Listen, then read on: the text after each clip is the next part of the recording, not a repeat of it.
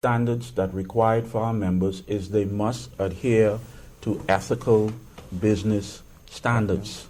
You talk about the informal sector. Let's go, and this, if I may, because we want to make sure we focus on our association. But let me give you one example. When Mr. Frazier came to our organization and he mentioned one of the business that he's engaged in, because it is part of our structure, part of our program, part of our mandate to do it right, we ensured that he got license through the system and regulation that we found in place. Anybody coming to our organization, those standards must be adhered to. Now, from time to time, people fall short. And you sit down with people and find out why they fall short. But to be a part of the association, anybody that's a part of our association will have a logo on their business door or premise, so any customer going into that know that that's a member of the association, and they expect a certain level of ethics in their business. If they come to the association, which they have the ability to do, we're going to regulate our members, and we're going to we're putting everything in place to help our members perform at the level that you seek, that Jones seek, which we all seek.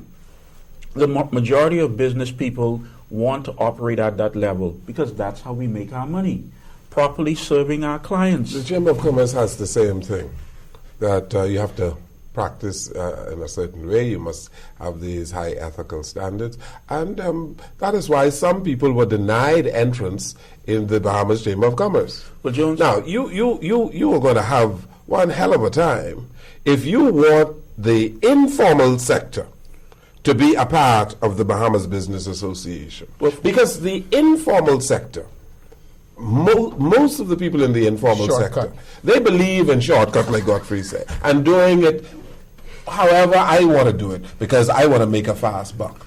But Jones, but you want these people in your association because you feel that you can regulate them. No, first of all, we know you cannot get everybody. But who we focus on, who we target, who we want to be a part of the organization has to be responsible persons who adhere to basic ethical business practice. You cannot fix the problem by becoming a part of the problem or encourage the problem. We set standards that are reasonable standards. Those persons, whether they're in the formal, because there's some people in the informal sector who ain't abiding by some rules. This is why we're in this financial crisis. But my point is, it's not only the informal sector who's not abiding by the rules or ethics of business. Notwithstanding, in both the formal and informal sector, those people are not abiding by the rules. We've set a standard. The standard is not too high. The standard is fair. And those are the people that we want to come to the organization. But shouldn't the standard be high? Yes, it should be. Yes, it should be. And anybody that comes to the Bahamas Business Association will meet a set of standards. But the high standards are standard that any consumer would want to expect in any decent business. You want to say something on that? No? Okay. You're talking about a standard of performance now. And let's say you have people on the side of the street who are selling lunch. Yes. Demetrius is organized and he is licensed and all of that. But you have a whole lot of people who are selling food, for instance, without health certificates. Yes. Without. Now, how are you going to fix that? No, see, Jones. Selling conch. Jones, first of all. Then the informal sector. How are you going to fix that? No, first of all, it is not our responsibility to fix that.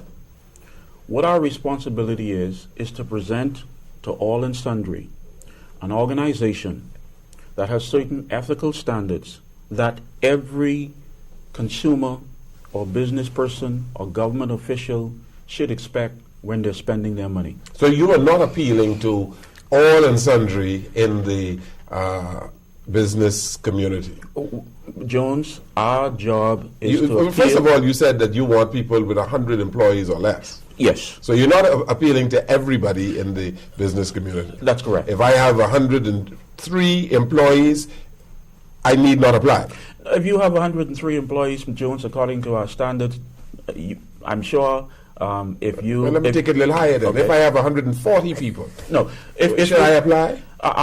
We have a target market, Mr. Jones. Our target market, according to our aims, our goals, our objectives, and our mandate, unless changed by the executive board, is 100 members or less. Okay. That's what we've So got. if I have 140 people and I like what the Bahamas Business Association is about, and Yes, I sir. want to be a part of this thing, Yes, sir.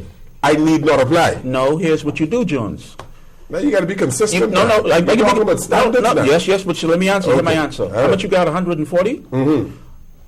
Leave 40 here on Bay Street and send 100 over the hill. Now you can apply. So I can't separate. I I'm can't just separate kidding. my business. No, but I'm just we've got. So why are you discriminating? We're not discriminating. Well, you are discriminating if you say that if you have more than 100 employees, do not apply. No, the board of Let's directors. say that I have a business, and right now I am a member of the Bahamas Business Association, Yes, sir. and my business grows Yes, sir. to the point where I get 110 people. Yes, sir. Then what you gonna do? Kick me out? No, because of the cohesive nature of this association. One of our objectives is to grow our members' business. Yes. You have to start somewhere. We've decided, based on our surveys, based on the persons that we've initially targeted, that 100 or less is where we want to start. We cannot serve everybody Yes. right now. We can grow, maybe at some point, but that's the standard we've set. That's the now. criteria we have for now. We have an But executive what you board. gonna do? You gonna put me out when my business grows? No, Mr. Jones. So I can be in your business then with 150 people. Mr. Jones, we have a standard. We will adhere to that standard, but we have an executive board that can look at all of these terms and conditions And make an exception regulations. for me. Not make an exception to you, but appreciate your conditions.